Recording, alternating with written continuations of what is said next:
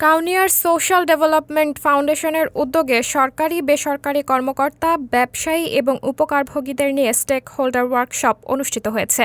বুধবার উপজেলা পরিষদ সম্মেলন কক্ষে ওয়ার্কশপে জেলা শাখা ব্যবস্থাপক social development foundation Rangpur Mohammad Nasrullah Fatehuzzaman খানের সভাপতিত্বে প্রধান অতিথি হিসেবে বক্তব্য রাখেন উপজেলা নির্বাহী অফিসার মোহাম্মদ মহিদুল হক।